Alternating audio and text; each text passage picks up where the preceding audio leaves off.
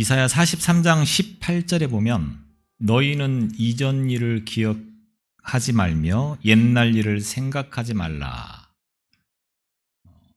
이전 일을 기억하지 말며 옛날 일을 생각하지 말라.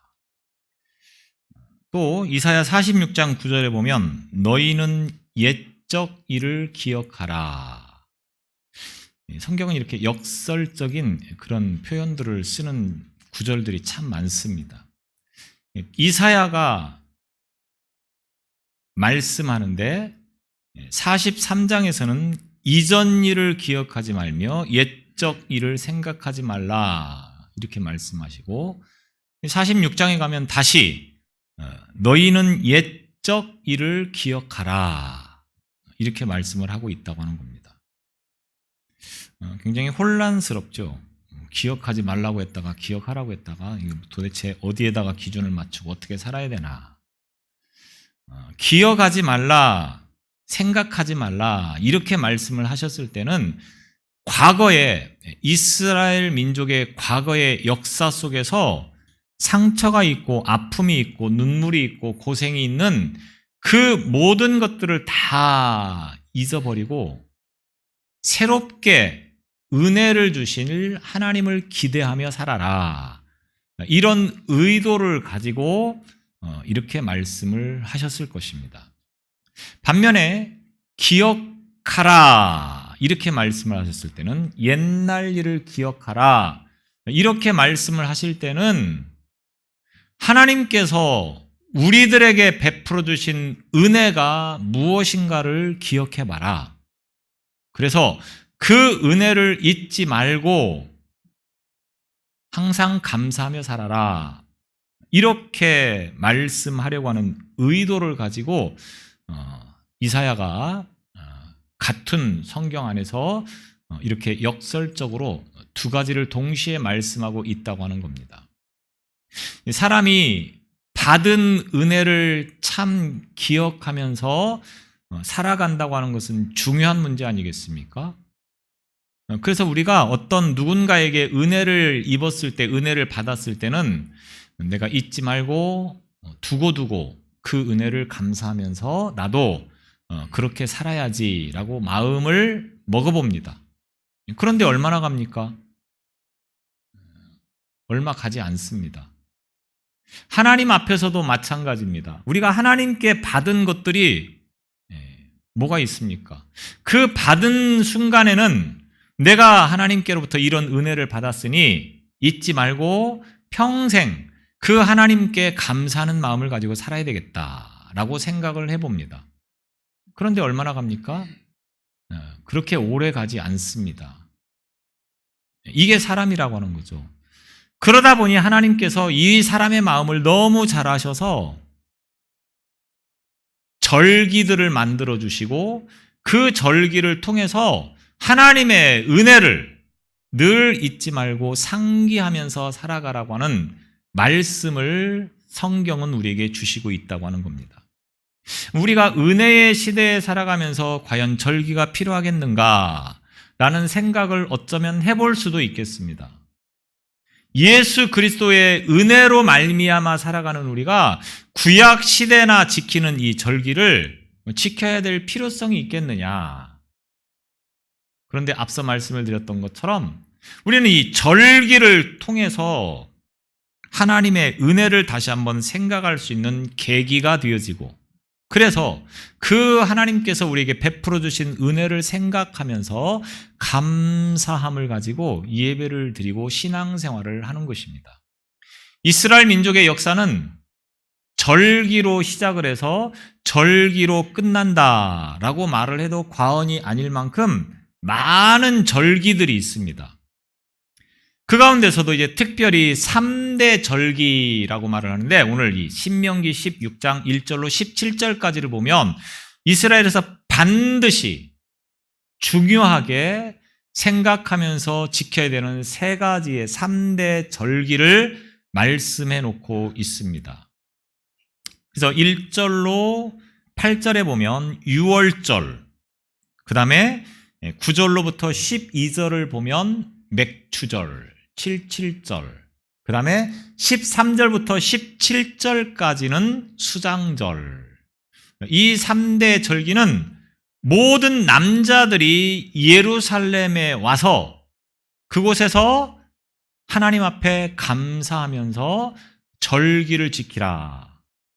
출애굽기의 성경은 이렇게 분명히 말씀을 해주고 있습니다.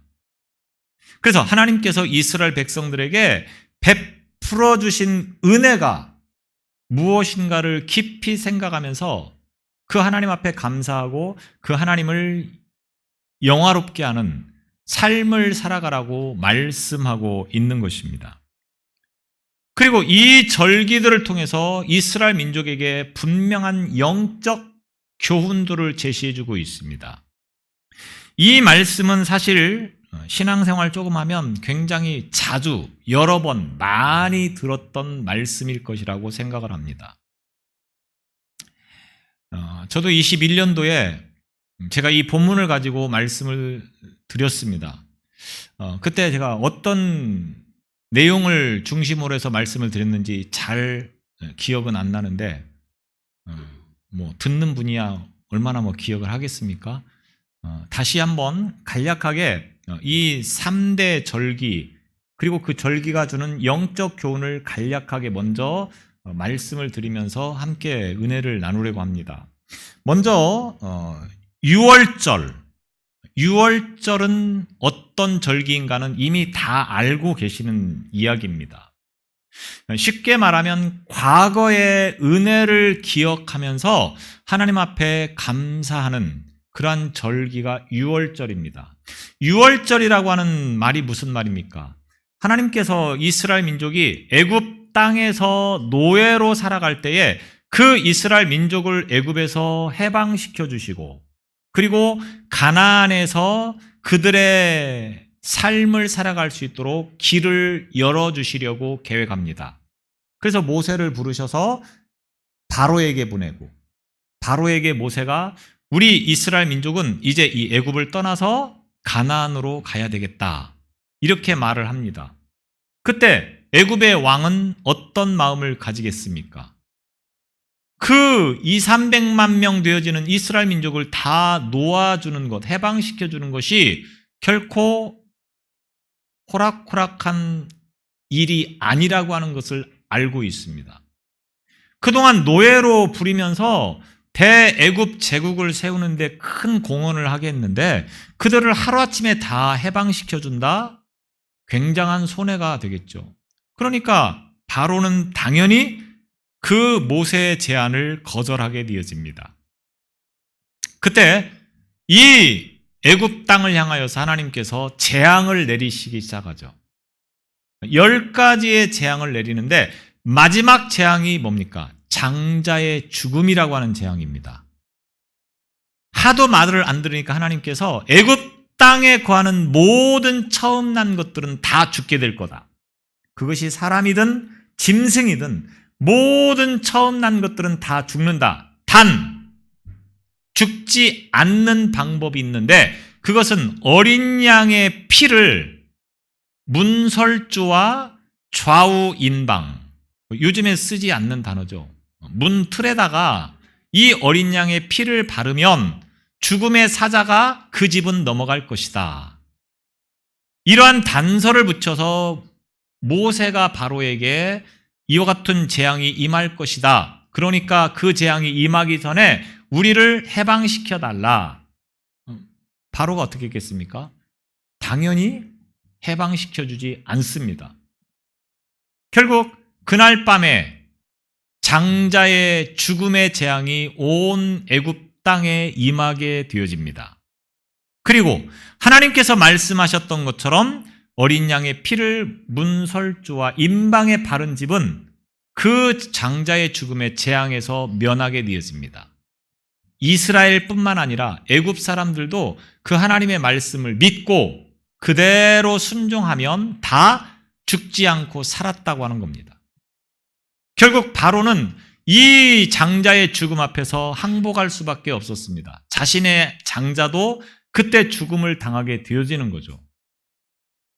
이제 더 이상 하나님 앞에서 자기가 싸울 기력을 다 상실해버려서 이스라엘 민족을 해방시켜 주게 됩니다. 자, 이스라엘 민족은 이 장자의 죽음에서 죽지 않고 살아난 것, 그리고 애굽 땅을 탈출할 수 있었던 것, 이와 같은 내용들을 가지고 이제 다시 떠올리면서 그 하나님의 은혜를 기억하며 지키는 절기가 유월절입니다. 죽음이 넘어간다 라고 하는 의미가 담겨져 있는 이 절기가 유월절이라고 하는 겁니다.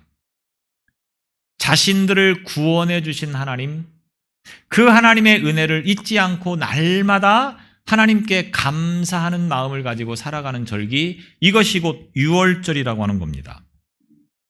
그러면 오늘 우리에게는 어떤 의미가 있겠습니까? 우리는 애굽에서 노예 생활을 한 적도 없고 애굽에서 떠날 일도 없었고 장자의 죽음을 경험할 일도 없었고 아무것도 없었는데 과연 이 절기가 우리에게 무슨 의미가 있습니까?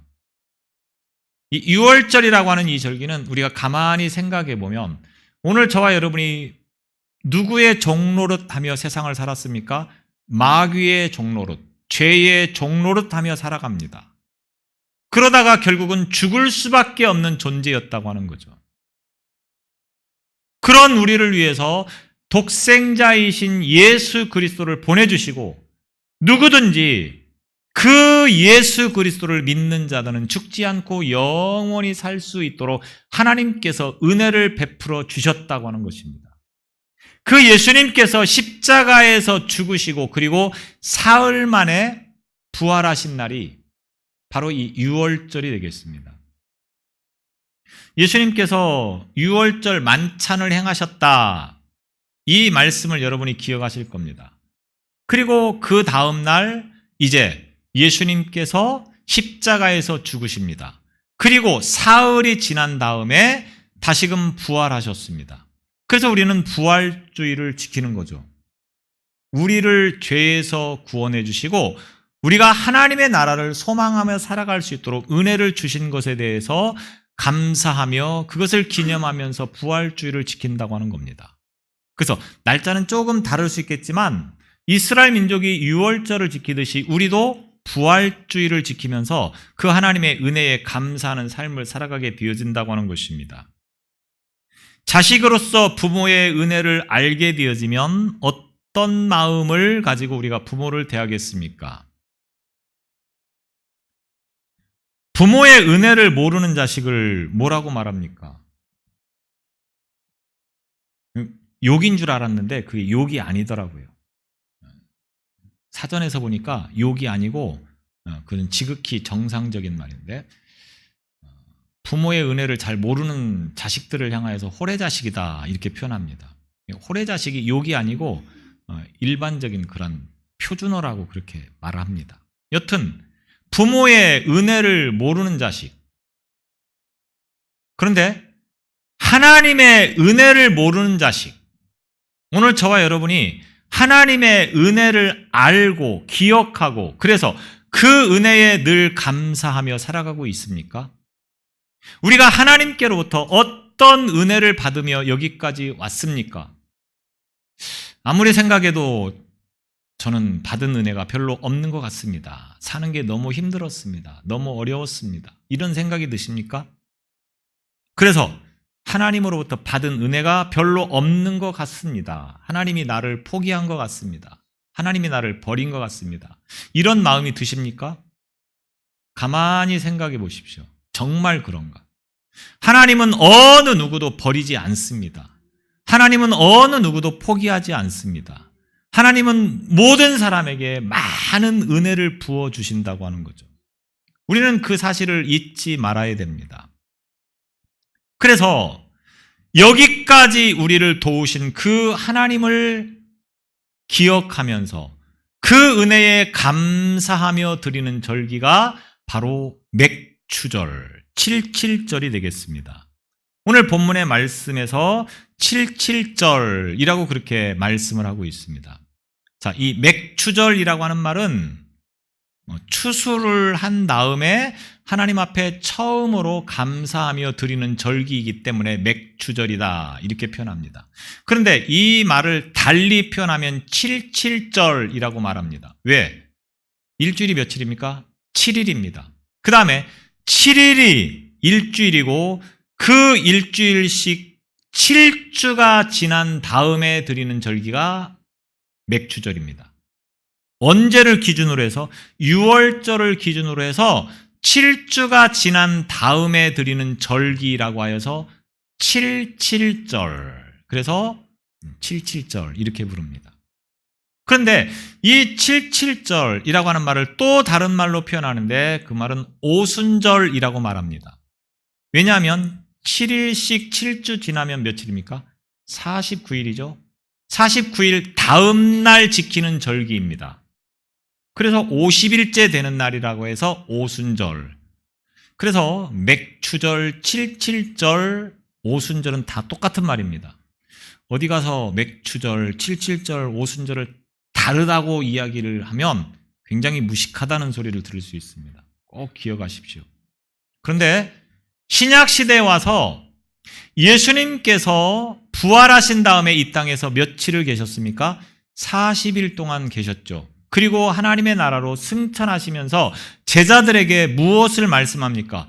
예루살렘을 떠나지 말고 너희에게 임할 성령을 기다리라 이렇게 말씀을 하십니다.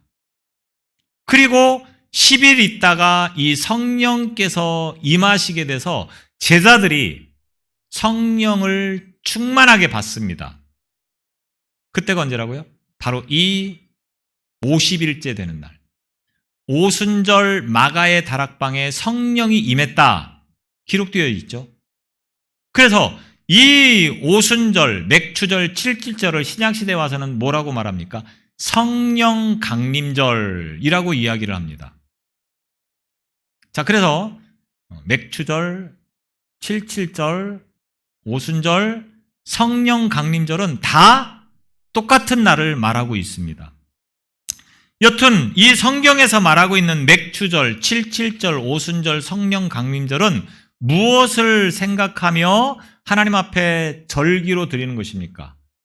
지난 삶 속에서 우리를 지켜주시고 보호해 주신 것에 대한 감사한 마음.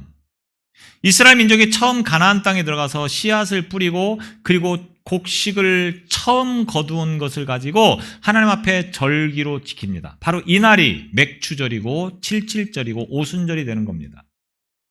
그런데 우리가 알다시피 농사를 짓는다고 하는 것은 사람의 땀과 노력만으로 되는 것이 아닙니다. 반드시 농사를 짓는 것에 있어서 하나님의 은혜의 손길이 미치지 않으면 안 된다고 하는 겁니다. 우리가 해마다 경험하듯이 비가 조금만 오면 홍수가 나서 난립니다. 또 비가 조금만 안 와도 가뭄이 들어서 난리가 납니다. 이 모든 것들은 결국 누구에 의해서? 하나님에 의해서 이루어지는 일이라고 하는 것입니다. 그러니 이스라엘 땅이 그 황무지가 씨앗을 뿌려서 열매를 거두어 드린다고 하는 것은 하나님의 도우심이 없으면 불가능하다고 하는 것입니다. 그래서 그 은혜에 감사하여서 그들은 처음 난 것은 다 하나님 앞에 드립니다. 처음 거두어서 하나님께 드린다고 하는 것이 보통 어려운 일이 아닙니다. 굉장히 말은 쉽게 할 수 있는데 예를 들어서 우리가 첫 월급을 탔다? 그것을 다 하나님 앞에 드린다? 그러면 그 다음 한 달은 뭘로 먹고 사냐? 당장 이런 문제가 걸리죠. 더욱이 농사는 또 다릅니다. 농사는 월급과는 비교가 안 될 만큼 그 양이 굉장히 큰 거죠. 그런데 이스라엘 민족은 전혀 고민하지 않고 처음 난 것은 다 하나님 앞에 드렸다고 하는 겁니다.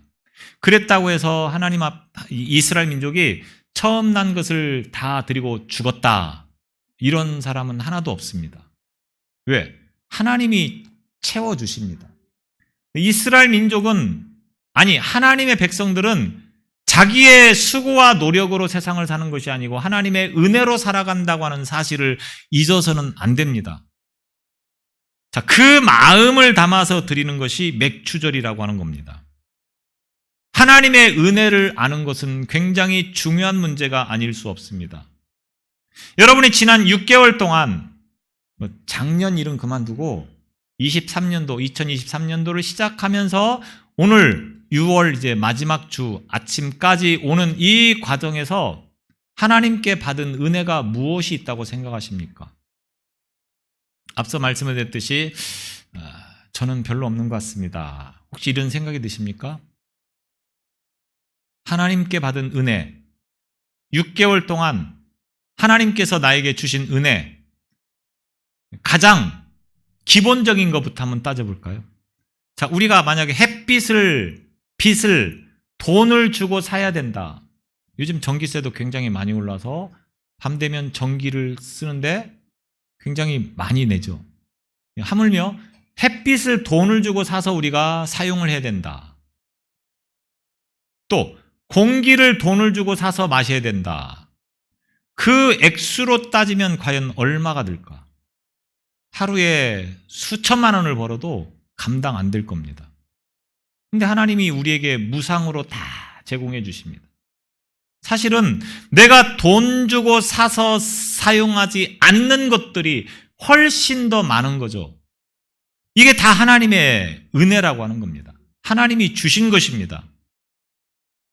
세상은 내가 노력하고 내가 수고해서 잘 사는 것이 아니고 하나님께서 은혜를 주셨기 때문에 잘 살 수 있다고 하는 사실을 잊지 마시기 바랍니다. 그러면 우리가 하나님께로부터 받은 은혜가 얼마나 될까? 만약 그것을 돈으로 환산해 보면 얼마가 되겠습니까? 한 3만 원? 우리가 오늘 감사 예배를 드림에 있어서 이 하나님께 받은 그것을 마음의 감사함을 담아서 드리는 것이 맥주 감사 예배가 되는 것입니다. 이 예배가 그런 예배가 되시기를 바랍니다. 나에게 베풀어 주신 은혜, 이 은혜를 잊지 않고 내가 적은 것이나마 내 마음과 내 정성을 담아서 하나님 앞에 이렇게 드립니다. 이게 나의 전부입니다. 이런 심정을 가지고 드릴 수 있어야 된다고 하는 것입니다. 그래서 6월절이 지나간 과거에 우리에게 베풀어 주신 은혜에 대한 감사라고 하면 이 맥주절은 현재까지, 지금까지 내가 살아갈 수 있도록 은혜를 베풀어 주신 것에 대한 감사가 바로 맥주절이 되겠습니다. 그 다음에 마지막으로 세 번째 절기가 수장절이 되겠습니다. 13절로부터 17절까지 말씀하고 있는데 이 수장절도 역시 마찬가지입니다. 하나님의 인도로 인하여서 그들이 광야 40년 생활을 마칠 수 있었습니다. 이스라엘 민족이 애굽을 떠나서 광야에 접어들었을 때 원망하고 불평하는 것들이 끊이질 않습니다. 왜? 광야 생활이 너무 힘들고 어렵습니다. 우리는 이스라엘 민족이 그 광야에서 왜 원망하고 불평했을까 이해가 잘 안 되시는 분이 혹시 계실지 모르겠습니다. 그런데 광야라고 하는 곳이 그렇게 호락호락한 곳이 아닙니다. 제가 두바이를 간 적이 있습니다. 두바이를 가려고 간 게 아니고 잠깐 경유를 해서 이제 가는 과정이기 때문에 저녁에 두바이에 도착을 해서 버스를 비행기에서 나와서 버스를 타고 잠깐 뭐 버즈 칼리파인지 뭐 거기를 들렸다가 숙소로 가서 자고 그 다음 날 이제 요르단으로 들어가는 그런 과정을 한번 경험했었습니다. 근데 공항에서 딱 버스를 타러 나오는 그 잠깐 순간에 숨이 탁 막히는데 이런 데서 어떻게 살지라는 생각이 들더라고요. 다행히 뭐 짧은 거리이기 때문에 쉽게 그 일을 잘 이겨낼 수 있었는데 평생 거기서 산다고 생각을 하니 아찔합니다. 뭐 지금처럼 뭐 에어컨이 잘 가동이 돼서 종종 뭐 쉬어갈 수 있다고 해도 쉽지 않은 상황이라고 하는 거죠. 그런데 이스라엘 민족이 그러한 광야에서 40년을 살아간다. 이게 얼마나 힘들고 어려운 일입니까? 그런데 그 이스라엘 민족을 하나님께서는 지켜주셨다고 하는 겁니다. 낮에는 구름 기둥으로, 밤에는 불 기둥으로, 또 때를 따라 먹을 것을 주셨고 마실 것을 충분히 공급해 주셨습니다. 그래서 이스라엘 민족이 40년 동안 광야를 지나는데 굶어 죽었다, 목말라 죽었다, 더워서 죽었다, 추워서 죽었다 이런 사람 하나도 없습니다. 단지 죽었다고 하면 하나님의 말씀에 불순종해서 죽은 거지, 왜? 하나님께서 그들을 지켜주셨기 때문에 가능한 것입니다. 그거를 생각하면서 지키는 절기가 수장절이라고 하는 거죠. 오늘 저와 여러분도 기억하십시오. 여기까지 오는 과정도 그랬고 앞으로도 그랬고 우리가 살아가는 모든 과정 속에서 하나님의 은혜를 벗어나는 그 순간 우리는 죽음이다.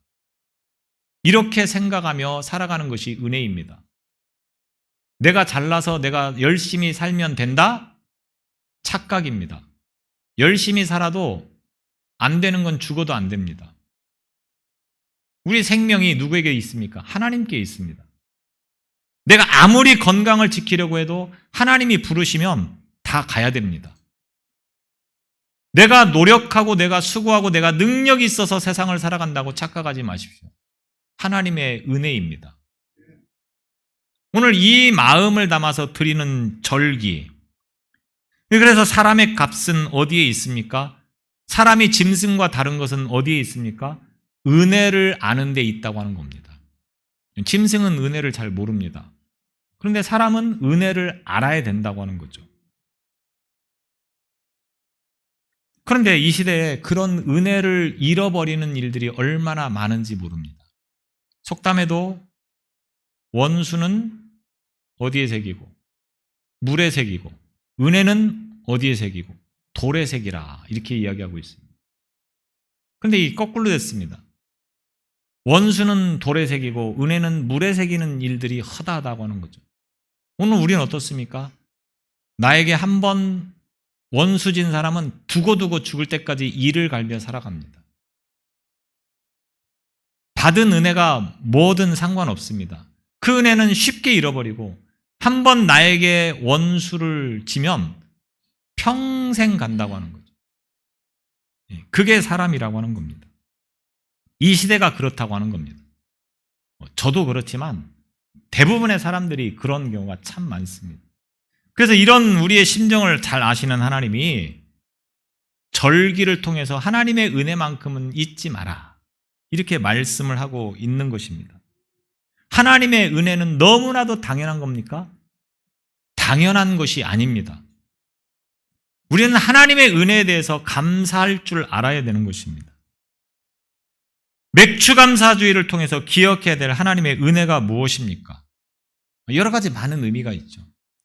하나님께서 우리를 지켜주신 은혜, 또 6개월 동안 우리에게 베풀어 주신 은혜, 또 우리가 살아갈 수 있도록 여러 가지 환경과 여러 가지 상황들을 잘 이끌어 주신 은혜, 너무나도 많은 은혜에 대해서 감사함을 가지고 오늘 저와 여러분이 지금 예배를 드리고 있는 것입니다. 이스라엘 민족은 특별히 농사를 지어서 그 처음 것을 하나님께 드렸다라고 말씀을 드렸습니다. 이것은 무엇을 의미하는 것입니까? 내 모든 것의 주인은 하나님이십니다. 나의 모든 것은 다 하나님의 것입니다. 나의 모든 것을 다 하나님께 드립니다. 이런 고백을 담아서 드리는 것입니다.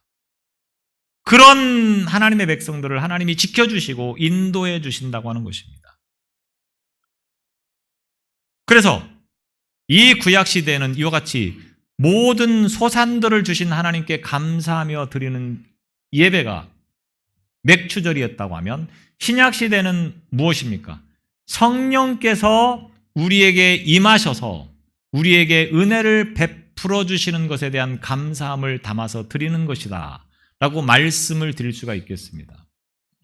왜? 우리는 세상에서 먹고 마시는 문제를 가지고 살아가는 존재가 아니라 하나님께서 우리에게 주신 소명, 사명을 가지고 살아가는 존재입니다. 그런데 이 사명이라고 하는 것은 내가 가지고 있는 능력으로 감당이 되는 겁니까? 그렇지 않습니다. 하나님이 은혜를 주시지 않으면, 능력을 주시지 않으면, 성령을 주시지 않으면 안 되는 겁니다. 그런 우리에게 하나님께서 성령을 충만케 주셨다고 하는 겁니다. 그래서 그 은혜의 감사함을 가지고 드리는 절기가 바로 오늘 맥추감사주일이고 성령 강림주일이 되는 것입니다. 가끔씩 엄마가 해준 게 뭐 있어요? 이렇게 말하는 자식들이 있습니다. 저도 그런 말을 했는지 잘 기억이 안 나는데 아마 어릴 때 뭐 누구라도 한 번쯤은 그런 말을, 그런 생각을 가져본 적이 있을 거라고 봅니다. 엄마가 해준 게 뭐 있어? 아빠가 해준 게 뭐 있어? 근데 지금 우리가 하나님 앞에 지금 이렇게 말하고 있는 삶을 살고 있지 않은가 점검해 보시기 바랍니다. 하나님이 나에게 해준 게 뭐가 있습니까? 하나님이 나에게 정말 해주셨다면 내가 왜 이렇게 힘들고 어렵게 살아야 됩니까? 다른 사람들은 참 잘 사는 것 같은데 나는 왜 이렇게 참 문제도 많고 사건도 많고 일도 많고 정말 못 살겠습니다. 하나님이 정말 나에게 해주신 게 있습니까? 이런 생각이 드십니까? 하나님의 은혜가 아니면 오늘 이 자리에 저와 여러분이 있을 수 없었다고 하는 것을 기억하시기 바랍니다. 그래서 오늘 본문을 통해서 영적 추수의 때인 이 맥추절을 우리가 어떻게 지켜야 되는가라고 하는 것에 대해서 말씀하고 있습니다.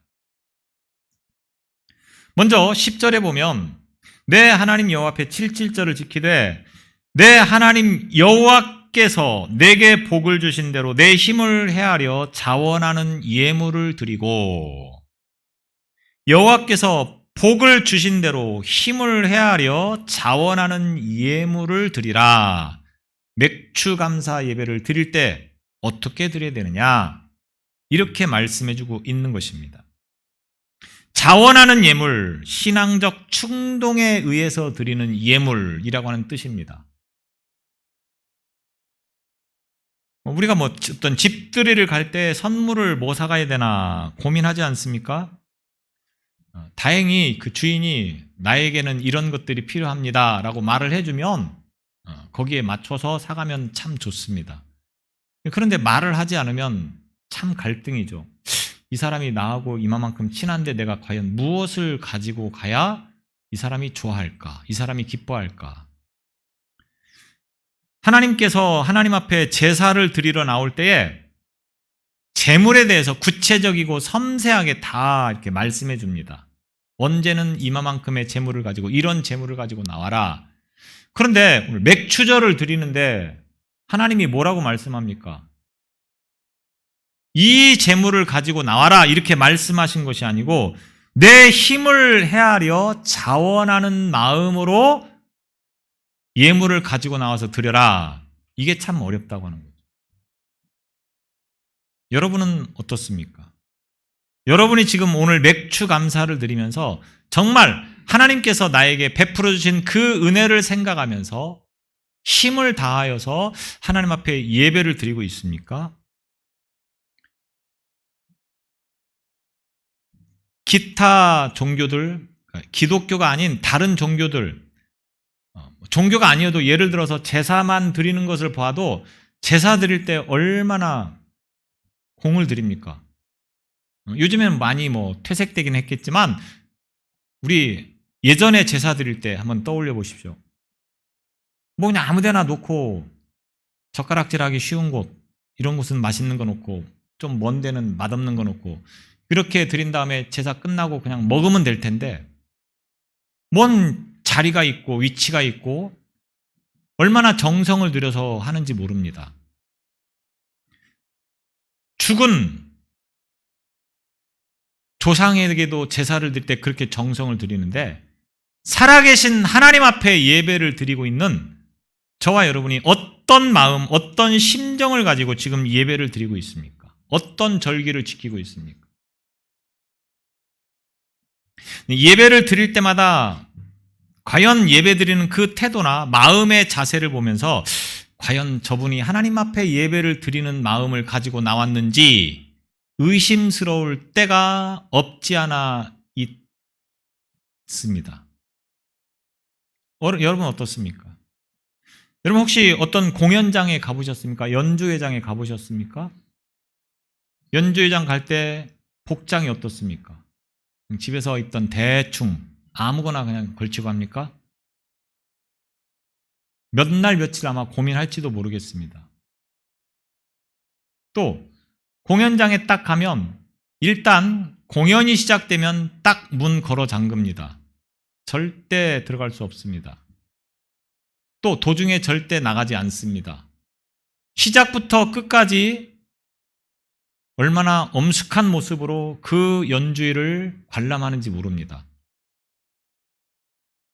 하물며 하나님 앞에 예배를 드린다고 하는데 예배를 드리는 태도, 예배를 드리는 마음의 자세, 예배를 드리는 복장, 그런 것들이 과연 하나님 앞에서 부끄러움이 없이 내가 정말 최선을 다해서 준비된 모습으로 나와서 예배를 드리고 있는가? 우리는 생각해 봐야 됩니다. 그런 정성조차도 없이 우리는 하나님 앞에 예배를 드리고 있다라고 이야기를 하고 있습니다. 여러분이 예배라고 하는 것이 무엇입니까? 설교만 듣다 가는 것이 예배가 아닙니다. 설교만 듣고 가면 그것을 예배라고 생각하는 사람이 많습니다. 하나님은 그런 예배를 기뻐하시지 않습니다. 설교 듣는 거 얼마든지 유튜브로 볼 수 있고 얼마든지 다양한 매체를 통해서 접할 수 있습니다. 하나님 앞에 예배한다고 하는 것은 설교 듣고 가는 게 아니고 나를 다 하나님 앞에 드리는 것이다.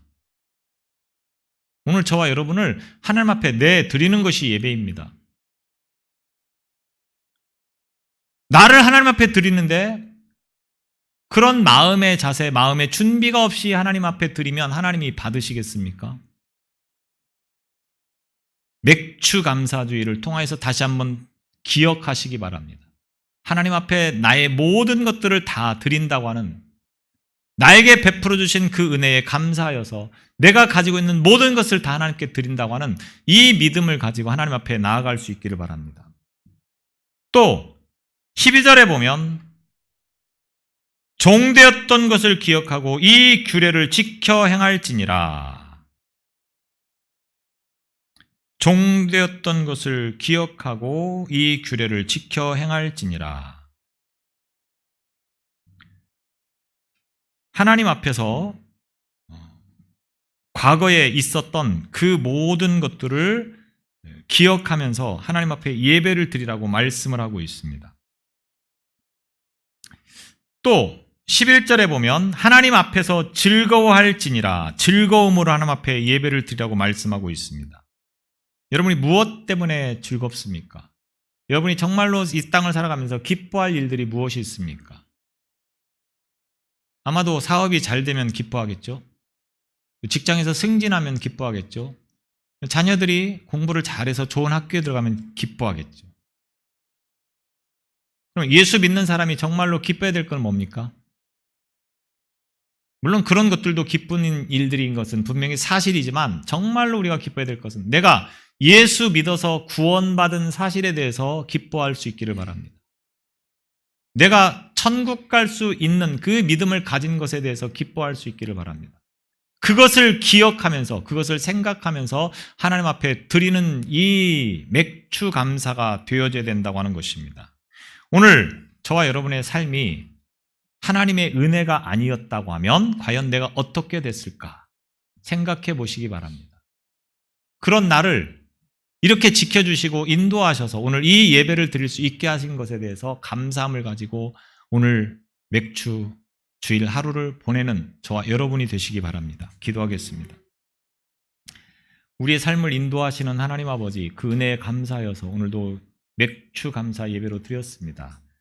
많은 은혜를 베풀어 주신 하나님 앞에 감사함을 잊지 않고 평생 그 하나님께 감사한 마음을 가지고 살아가는 우리의 신앙 되게 하여 주옵소서. 예수님 이름으로 기도드리옵나이다.